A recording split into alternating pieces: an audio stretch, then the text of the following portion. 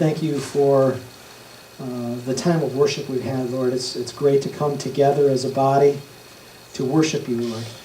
With Jesus Christ as our head, we are victorious, and we can be assured that the gates of hell will not prevail against us. Lord, we thank you that you are the God of the universe, almighty, all-powerful, and that we are your children. Lord, we pray that you would encourage us today, help us to do the things we need to, give us the strength we need, the concentration, the focus, the ears to hear and the eyes to see. Give us hearts of flesh and not hearts of stone. We thank you that you have given us your word as a love letter to us as we think about Valentine's Day, that your word is the ultimate love letter to us. And we thank you for it and the opportunity we have to come today and hear from it. We pray this in Jesus' name. Amen. Amen. Well, this week's message is in the life of Moses, and Moses is a big story. I mean, how many of you have ever seen a movie about the life of Moses? I mean, it's a big story, and as I was working on the sermon this week, I kind of got overwhelmed by the story, trying to find the bigness of the story within this pericope. A pericope is a single thought within the scriptures. If you go to graduate school and your professor asks you what a pericope is, you'll tell him, yes, I know what a pericope is, because it's a single thought. It's a unit within the scriptures. It's a passage that tells a particular story. And I was overwhelmed with the bigness of the story of Moses and missing the point of the passage that we're looking at here. And so I've entitled this passage, this sermon, Peacekeeper versus Peacemaker. All right? And so we're just going to look at this little segment of Moses' life and learn some lessons, hopefully, on dealing with conflict. Does anybody ever have any conflict? No? Okay, well, if you have no conflict, you can leave and go for the coffee and donuts now. But if you've ever had some conflict, it's a common thing. We have conflict all the time. Sometimes conflict is small, some conflict is big. Like, what shirt am I going to wear today? So I had to call Randy and find out what color shirt he was wearing today so we could match. I'm just kidding.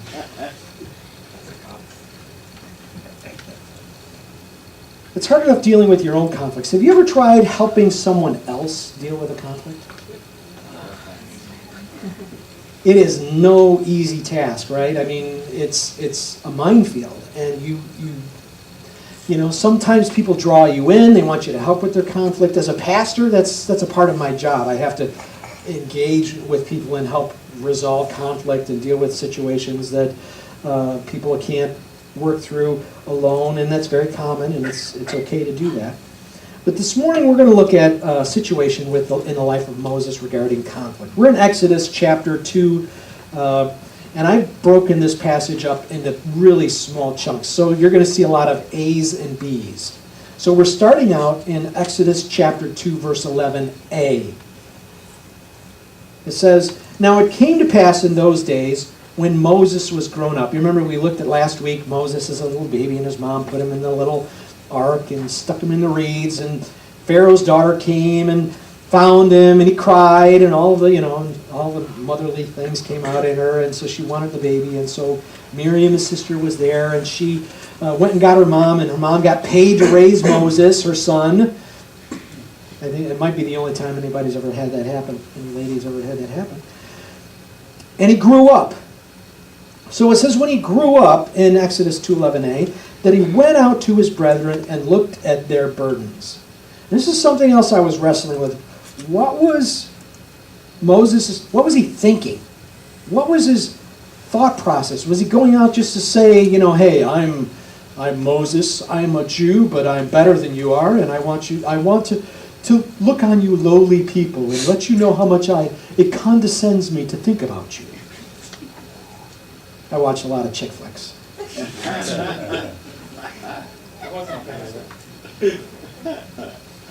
So, I don't know, but I think he had some idea, he was kind of sheltered, I'm sure, living in the palace.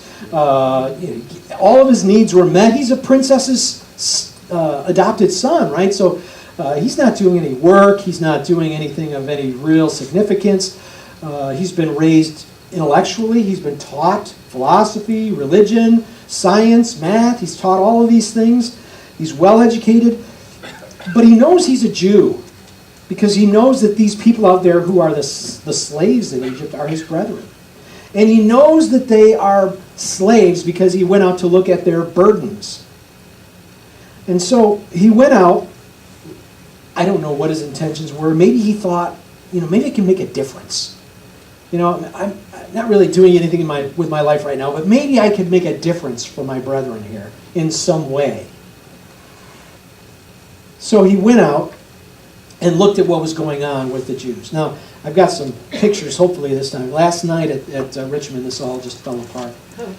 Mary, could you hit the lights there? These lights here? Okay.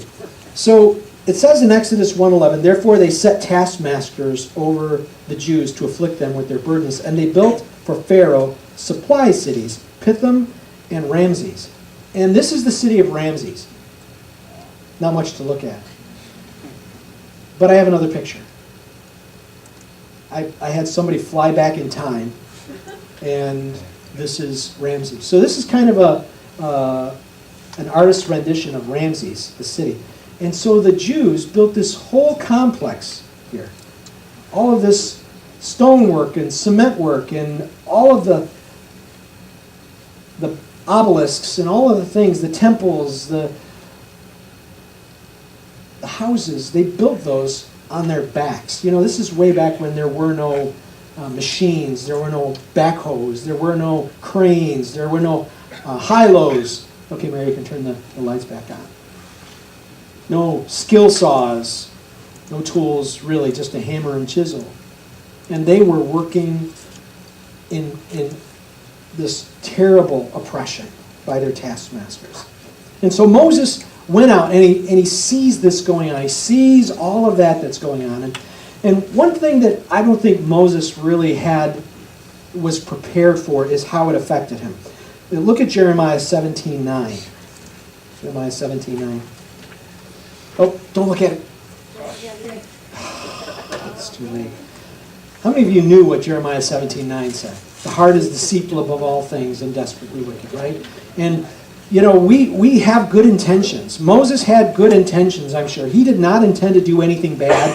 He didn't intend to get carried away. He wanted to intervene. He wanted to engage in this conflict with his people to help them in some way.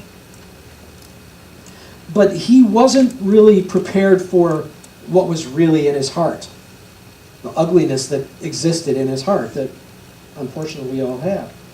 So he wanted to make some kind of difference in the lives of his countrymen. But it says then in Exodus chapter 2, verse 11b, that he saw an Egyptian beating a Hebrew, one of his brethren. So Moses is out. Can you picture this? He's out, and there's a lot of work going on. There's people, toiling, and they're in rags, and they're not well kept, and they smell, and it's just an awful place, and all of this work is going on. And then he turns and he's walking maybe through the scaffolding that's being built around some facility that's going up for some reason somewhere, and all of a sudden he sees this Jewish person, maybe it was an older woman or an older man, and carrying this burden, and they fall under the burden and they can't carry it anymore. And so the taskmaster, what's his job? To get the slaves to work. And so in modern times, how would he do that? He would say, "Oh, please, could you just work a little more? It'll be okay. We'll be able to work through this. You can do it. Come on, you can do it. Come on, you can do it." That's why we never get it. No, I'm just kidding. But back then, what did they do? They beat the slave. There was no pay. There was no remuneration. There was nothing that the slave was going to get for his labor. And so the only solution for the taskmaster in getting the slave to do what he wanted him to do when he didn't want to was to beat him. Common occurrence, and it was just the way things were done. But when Moses saw this taskmaster beating one of his brethren, he was faced with a decision in an unexpected situation. I mean, I imagine he thought he would be able to assess things. He'd be able to assess things to see what was going on. And then maybe go back to his royal quarters and work up a plan, a 5-year plan of how he was going to transform the Jewish population's difficult situation, and come up with this wonderful road map for Jewish liberation. But he saw that, and so in that moment when he saw that beating, he was faced with an immediate decision in an unexpected situation. And a lot of times in conflict, that's what happens. We're faced with an immediate decision in an unexpected situation. Well, what did Moses do? In Exodus chapter 2, verse 12, it says, now you know the story, right? Does everybody ever have heard this story? Everybody's heard this story, right? What does he do? He kills the Egyptian. And Susie and I were talking about this. Where is she? Is she there? Oh, are you make sure not here, or you want? We're talking about this, and we were wrestling with whether or not he just kind of snapped. Have you ever done that? Just blow up? It just happens to me occasionally, not often, but sometimes you just snap and you're blowing, and the next thing you know, you're yelling. You have no idea why you're yelling, but you're yelling. And so we talked about whether or not he just snapped. Did he just snap? Did he make a choice here to do something he shouldn't have done? Or was it just a reflex? He was, reaching out and, accidentally, beat the Egyptian to death because he was protecting the Jewish guy. Like the defense, the temporary insanity. Was it temporary insanity? Well, if you look at what it says about him, it says in verse 2:12, so he looked this way, and he looked that way.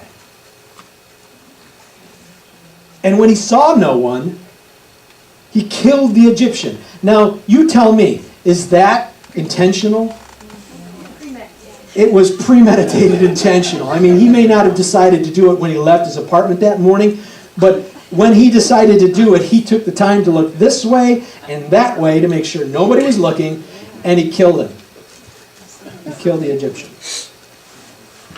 And then he buried the Egyptian in the sand, thinking, all right, no witnesses, everything's going to be fine, This is just a hiccup, a speed bump in my plan, my 5-year plan to deliver the children of Israel. But if you look at the situation, so Moses is faced with this immediate decision in an unexpected situation, and it reminds me of his mother. His mother, what was the command that the Pharaoh had given? Throw all the babies, male babies, into the river. Throw them into the river. Let the crocodiles eat them. That was the command. And so she didn't want to do that. She kept Moses secret for 3 months in that apartment. In that, with the taskmasters and the guards and everybody who's responsible for keeping order, walking by, trying to keep him quiet. Well, it got to the point at 3 months old, she couldn't do it anymore. So she had a choice. Either she could put him in the river like she was commanded to, or she could let him be. She could wait until he was discovered, and then one of the Egyptian soldiers would throw him into the river. No choice, no options. Those are the only two things she could do. So she went with a way that was consistent with her faith and her conscience, and so she built this little ark out of the reeds, and then covered the outside to make it waterproof so that no water could get in, and put a cover over it. And then she put him in the reeds in the river, in the Nile River, so that he couldn't be washed downstream, that he wouldn't be an attractive thing for crocodiles or eagles or all the predators that exist in the Nile. And she did the best that she could to follow her conscience and her faith in this impossible situation. But what did Moses do? Moses chose what he thought was the easiest solution to the problem.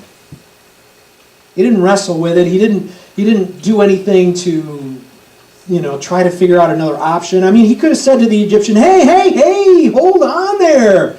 Wait a minute there. Just relax. The guy needs a breath. Give him a chance. I'll go get some water. Maybe he needs something to eat. I'll go get him some food. What do you think the taskmaster would have said to him if he'd done that? Back to the palace, buddy. You let me do my job, you do yours. He wouldn't have listened at all. But maybe there was another option, but no, Moses, he did the easiest thing. He chose the easiest solution for the problem. All right, so he buries the body. He goes home, and thinks he's all right, thinks everything's good. So he decides to go back the next day. He's a hero, right? He's a hero. He saved this Jewish man from his Egyptian oppressor.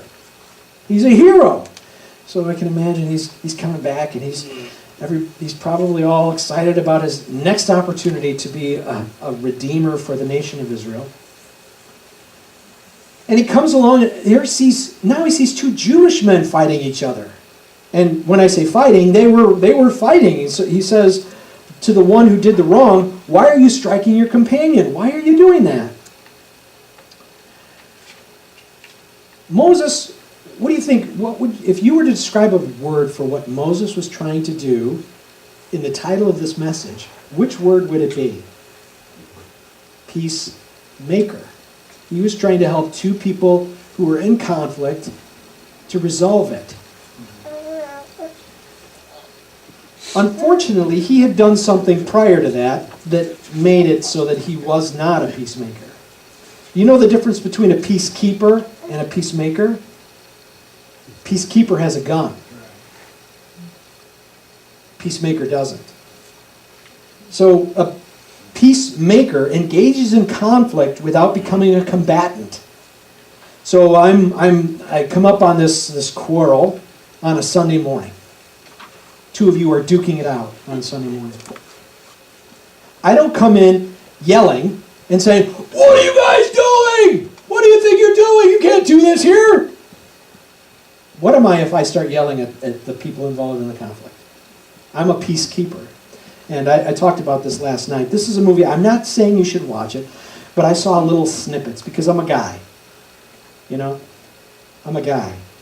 I love my remotes, my little gadget things. You know, I'm always changing the channel. Whenever there's a commercial on a show I want to watch, I change it to the second show I would watch if the first show wasn't on.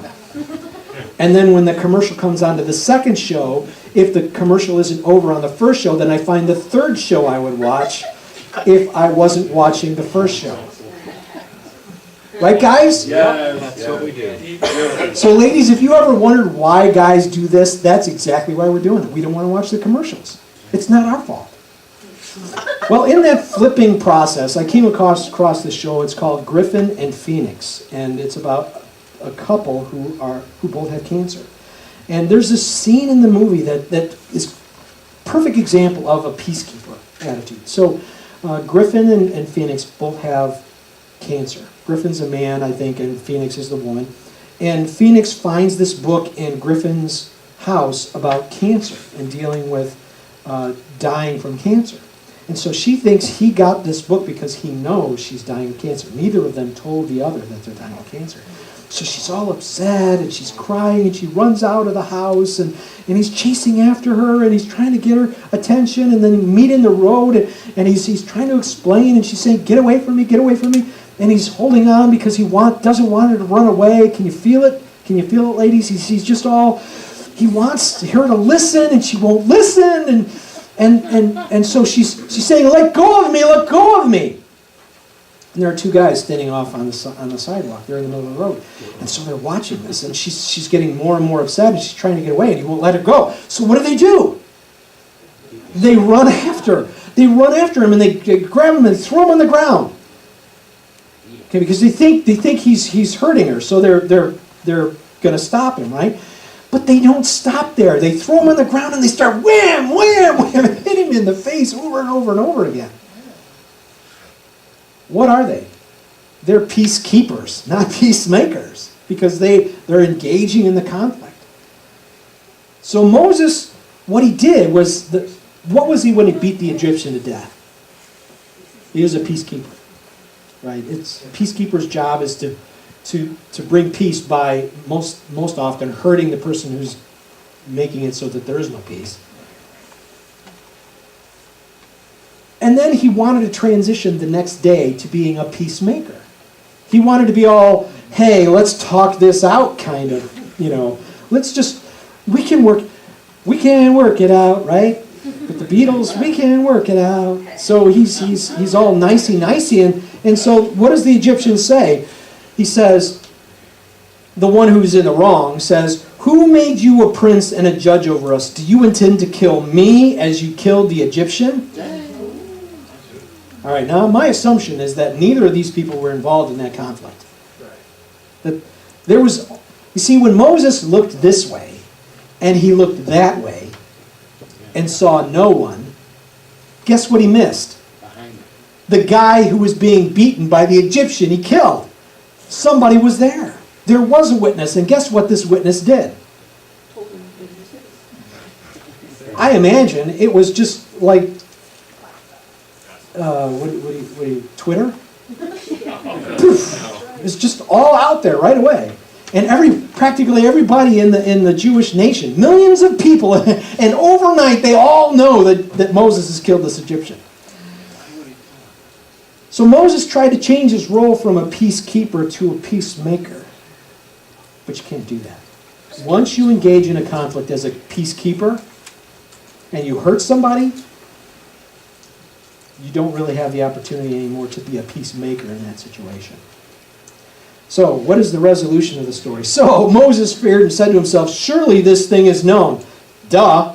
I mean, everybody knows that Moses killed this guy. And it wouldn't take long for, I imagine in most slave situations, like, you ever watch those World War II movies of prison camps?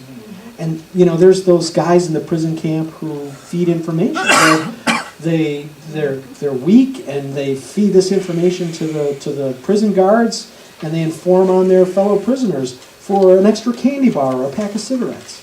And so I'm sure there were people like that in the Jewish nation at this time, and it was just a matter of time before it leaked out of the Jewish community and leaked into the Egyptian community. And so Moses was terrified. In verse 15 it says, when Pharaoh heard of this matter, he sought to kill Moses. So he death sentence. That's it. You killed an Egyptian.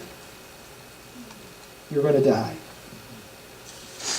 So it says, Moses fled from the face of Pharaoh and dwelt in the land of Midian. Now, today I have some cool pictures of Midian. And I have my cool little laser printer, my laser pointer here. So, this is where Moses was. The city of Ramses is right here. Pithom, these are the cities that the Jews built. And this is the land of Goshen, fertile place. The Nile River flowing into the Mediterranean Sea. And this is the Sinai Peninsula. And this is all controlled by Egypt as well. So in order to get out of Egypt's influence, he had to travel all the way across the Sinai Peninsula into the land of Midian. And this is where Midian is, on the eastern shore of the Gulf of Aqaba. I feel like a geography professor. Okay, Garrett, the next picture. Okay, so this is a picture of the terrain that he went to, and so you have mountains, and then the steps leading down to the sea. And obviously, down by the sea, you've got more vegetation and greenery, and then on the steppe, you have some up there as well. And then the next picture, and then there were places that were lush and green and beautiful places to be. And so Moses, that's where he went to. He fled to the land of Midian. All right, Garrett, Mary, you can turn the lights on now. So, did Moses know he was doing something wrong? What do you think? We know he did. When a kid, when you as a kid, now we've all been kids, are in a grocery store, and you want something and your mom's not going to buy it for you, what do? Steal it. You look to the left, and you look to the right, and make sure no one's looking, and then you grab that candy bar and you stick it in your pocket. And you know you're doing wrong. Because when you pull out the candy bar, that just shows that it's true that your frontal lobe is not fully developed as a child. When you pull out the candy bar and start eating it in front of your mother, and she says, "Where did you get that?" what do you do then? You lie. Why? Because you knew you did something wrong, right? So Moses knew he did something wrong, and he covered it up, and he suffered the consequences. Now, don't show it, Garrett. You know Jeremiah 17:9. The heart is deceitful above all things and desperately wicked. Who can know it? Do you know Jeremiah 17:10? Okay, Gary. I, the Lord, search the heart. I test the mind, even to give every man according to his ways, according to the fruit of his doing. Moses had good intentions in engaging in this conflict, right? I think he wanted to help the children of Israel in some way, but he didn't realize the significance of his own heart, the problems he had in his own heart, and that those problems would cause him to do something that he shouldn't do. He killed the Egyptian. And because he killed the Egyptian, he suffered the consequences. Regardless of his intentions, his actions were evil, and he suffered the consequences and was forced out of Egypt. Now God used that. God used that to bring Moses to the place he wanted him to be.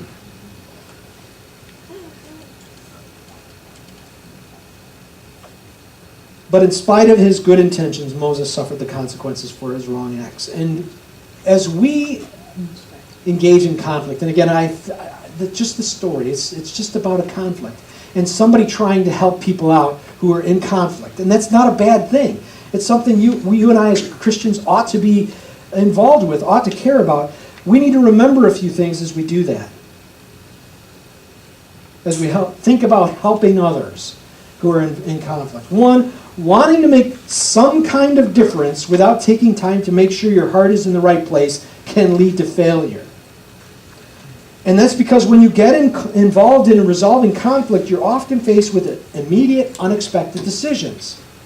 You don't know, some fact or something comes up, or somebody attacks you personally, and then all of a sudden what is your temptation?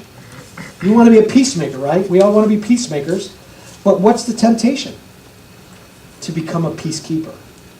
And once you do that, once you cross that line, you cannot change that. Seldom, here's another little tidbit for helping somebody work through conflict. Seldom is the easiest solution to a relationship problem the best solution. If it's easy, it's probably not the right thing to do. And once you enter into a conflict as a peacekeeper, it is almost impossible to become a peacemaker. And once you do that thing in that conflict and you commit that offense, you have to deal with the consequences of your actions. Now, what do we do when we hurt somebody?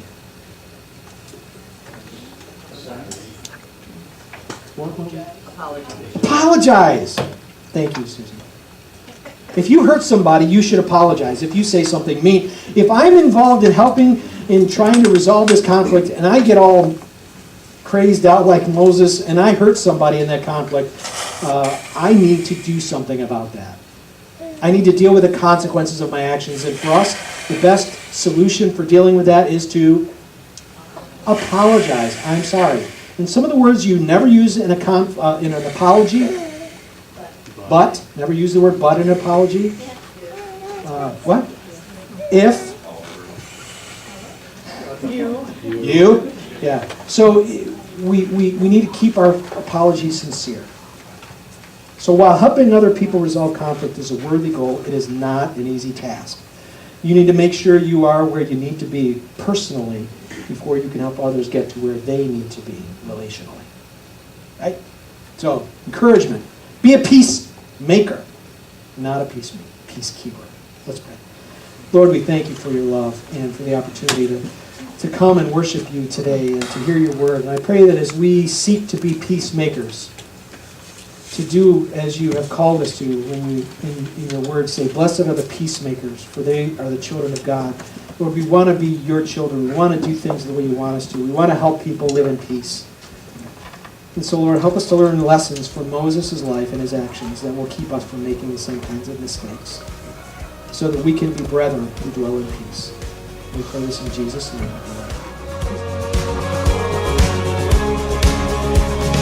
We were made